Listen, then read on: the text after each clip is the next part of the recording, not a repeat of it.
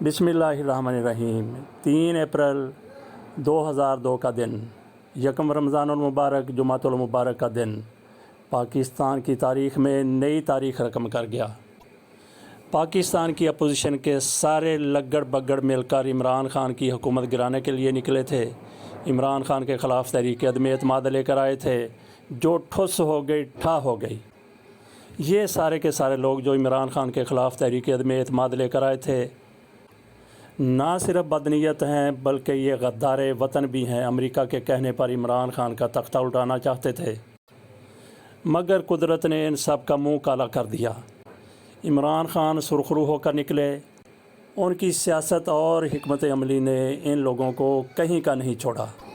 इमरान ख़ान मुहिब वतन नहीं था। इमरान ख़ान के दुश्मनों के साथ राब्ते थे, या उसने पाकिस्तान की सालमियत और सलामती के ख़िलाफ़ कुछ किया था तो पूरी कौम उनके ख़िलाफ़ खड़ी हो जाती। लेकिन अपोजिशन को मसला सिर्फ ये था कि इनके केसेस हैं, इन पर करप्शन साबित हो चुकी है। इनके अक्सर लीडर करप्शन केसेस में ज़मानतों पर रिहा हैं।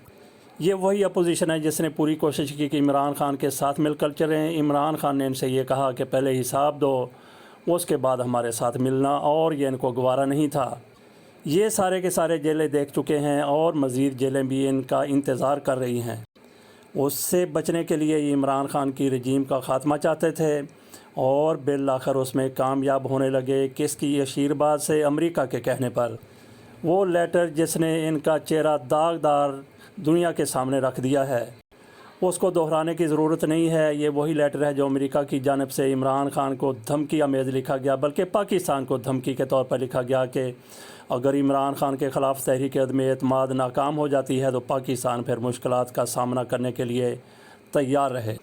इमरान ख़ान अपना बयानिया इस ख़त को लेकर सामने आए और इसमें वो कामयाब हुए ये इस्टेब्लिश करने में कि अपोजिशन के साथ अमेरिका मौजूद है।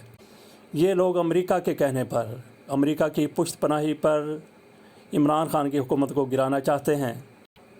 इनको इमरान ख़ान की पार्टी के इतने बेज़मीर मिल गए थे कि इमरान ख़ान के ख़िलाफ़ तहरीक अदम एतमाद आसानी से कामयाब हो सकती थी अगर वोटिंग की नौबत आती, लेकिन वोटिंग की नौबत नहीं आई।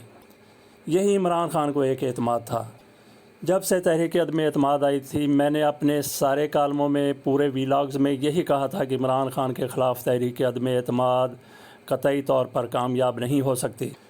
और कल के वीलॉग में मैंने कहा था कि ऐसा हो सकता है कि स्पीकर के सामने हुकूमत वो लेटर रख दे, वो सारी सूरत हाल रख दे और ये साबित कर दे कि अपोजिशन को अमेरिका की पुश्त पनाही हासिल थी। तो स्पीकर हो सकता है कि करारदाद को मुस्तरद कर दें और मुस्तरद करने के बाद इमरान ख़ान असम्बलियाँ तोड़ दें।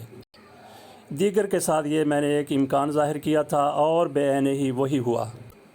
पाकिस्तान की सियासत में इतनी डेवलपमेंट्स एक दिन में कभी नहीं हुई जितनी एक दिन में 3 अप्रैल 2002 को हुई हैं।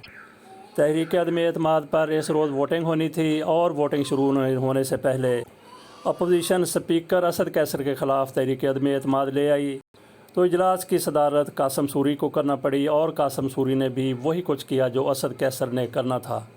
ये वही रोज़ है जब दिन का आगाज़ होते ही इमरान ख़ान की तरफ से, वज़ीर आज़म की तरफ से सदर को एक और समरी भेजी गई कि गवर्नर चौधरी सरवर को बरतरफ कर दिया जाए। चौधरी सरवर भी इसी रोज़ 3 अप्रैल को ही बरतरफ हुए। मौसर कशों का यही अंजाम होता है। पंजाब में इमरान ख़ान ने गो के परवेज़ इलाही से ब्लैक मेल होकर उनको वज़ीर आला नामज़द किया था, मगर जो भी मामला था, जब उनको वज़ीर आला नामज़द कर दिया गया तो सारे लोगों को फिर इमरान ख़ान के कहने पर अमल करना था। लेकिन चौधरी सरवर चौधरी परवेज़ इलाही के ख़िलाफ़ कैंपेन करते रहे। इमरान ख़ान पर जब ये वाज़ेह हुआ तो उन्होंने 3 अप्रैल की सुबह चौधरी सरवर को भी बरतरफ कर दिया। चौधरी सरवर तक हमारी बात तो नहीं पहुंच सकती, लेकिन कितना ही बेहतर हो कि वो अपनी ज़ुबान बंद रखें और इमरान ख़ान के ख़िलाफ़ किसी किस्म के इल्ज़ाम लगाने से गुरेज़ करें। उनको ये भी सोचना चाहिए कि इमरान ख़ान के नामज़द करने और मुकर्रर करने पर ही वो 3-3.5 साल तक गवर्नर पंजाब रहे हैं। उस एहसान को वो नज़रअंदाज ना करें तो बेहतर है। बहरहाल ये पाकिस्तान की सियासत है जिसके दिल में जिसमें गोश्त पोस्ट की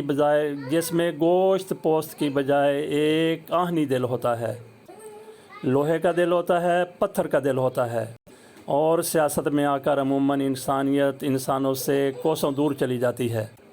ہم ایک دن میں کئی ڈیولپمنٹس کی بات کر رہے تھے تو اس میں دوسری ڈیولپمنٹ یہ ہوئی، دوسری یا تیسری، کہ جیسے ہی قاسم سوری نے اپنی رولنگ دی جس کے مطابق تحریک عدم اعتماد مسترد ہو گئی، تو عمران خان نے تھوڑی دیر بعد ہی صدر کو اسمبلیاں توڑنے کی ایڈوائس بھیج دی، اور اگلی ڈیولپمنٹ یہ ہوئی کہ چند منٹ کے بعد صدر عارف علوی نے اسمبلی توڑ دی، قومی اسمبلی ڈیزالو کر دی، جبکہ دیگر اسمبلیاں اپنی جگہ پر کام کر رہی ہیں۔ اور پھر اس کے بعد ایک ڈیولپمنٹ یہ بھی ہوئی کہ سپریم کورٹ میں پیپلز پارٹی یہ معاملات لے کر چلی گئی کہ قاسم سوری کی رولنگ کو غیر قانونی قرار دے کر معطل کر دیا جائے۔ پیپلز پارٹی جلدی الیکشن کی کسی طور بھی حمایت میں نہیں ہے، جبکہ مسلم لیگ نون فوری طور پر انتخابات چاہتی ہے۔ تو عمران خان نے جس طرح سے اسمبلی ڈیزالو کی ہے، اور اس کے ساتھ ہی انہوں نے یہ بھی اعلان کیا کہ جلد از جلد پاکستان میں الیکشن ہو جائیں۔ ظاہر ہے کہ انہوں نے اسمبلی توڑی ہی اس لیے ہے کہ الیکشن ہوں، تو مسلم لیگ نون کے لیے یہ معاملہ بہت فیوریبل ہے۔ لیکن آگ تو اس کیمپ کو بھی لگی ہوئی ہے، شہباز شریف کے کیمپ کو آگ لگی ہوئی ہے، جنہوں نے اچکن سلوائی تھی اور ان کو وہ اچکن پہننے کا موقع نہیں مل سکا۔ کچھ لوگ کہتے ہیں کہ اچکن کے ساتھ ساتھ شہباز شریف نے چڈی بھی سلوائی تھی اور ایک ٹائی بھی بنوائی تھی، اور ایک سے ساتھ انہوں نے پاجامہ بھی سلوایا تھا، لیکن کہتے ہیں کہ ان کا پاجامہ کہیں اڑ گیا، جیسے ہوا میں اڑتا جائے میرا لال دوپٹہ ململ کا۔ شہباز شریف کے وزیر اعظم بننے کے ارمان دل میں ہی رہ گئے۔ یہ پاکستان ہے، اس میں کیا کچھ نہیں ہو جاتا کہ پاکستان میں ایک کرپٹ ترین آدمی وہ پاکستان کا وزیر اعظم بننے کا خواب دیکھ رہا ہے، لیکن وہ خواب چکنا چور ہو کر رہ گیا۔ یہ ان پر قدرت کی طرف سے مار ہو سکتی ہے۔ نظر تو یہ ہے کہ پاکستان پیپلز پارٹی معاملہ سپریم کورٹ لے کر گئی ہے، لیکن سپریم کورٹ کی طرف سے جو 3 رکنی وہاں پہ بینچ بیٹھا، جسٹس عمر عطاب بندیال اس بینچ کی صدارت کر رہے تھے۔ ان کے بارے میں کہا جاتا ہے کہ یہ شائستہ پرویز ملک پرویز کی اہلیہ، جو گزشتہ ایک دو ماہ قبل پرویز ملک کی موت کے بعد MNA بنی ہیں۔ عمر عطاب بندیال ان کے سمدی ہیں۔ مسلم لیگ نون کو شاید امید ہو کہ جسٹس صاحب اپنی رشتہ داری کو سیاست کے لیے استعمال کریں گے، لیکن مجھے نہیں لگتا کہ جسٹس صاحب ایسا کچھ کریں گے۔ پیپلز پارٹی شاید یہ سمجھ رہی ہے کہ ان کے کہنے پر آج سپریم کورٹ کا اجلاس ہوا ہے، لیکن جو کچھ اجلاس میں کہا گیا، اجلاس میں پیپلز پارٹی کی وہ درخواست مسترد کر دی گئی جس میں کہا گیا تھا کہ قاسم سوری کی رولنگ کو مسترد کیا جائے، اور سپریم کورٹ کے اس 3 رکنی بینچ کی طرف سے سیکرٹری داخلہ اور سیکرٹری دفاع کو طلب کیا گیا ہے۔ ساتھ ہی یہ بھی کہا گیا ہے کہ ادارے کسی قسم کی غیر قانونی کارروائی نہ کریں۔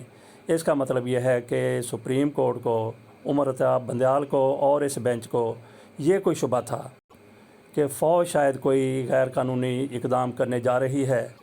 جنرل قمر جاوید باجوہ کی ایک شہرت یہ ہے کہ وہ بڑے بہادر آدمی ہیں، لیکن اس موقع پر وہ بھی ہتھیار ڈالتے ہوئے نظر آئے۔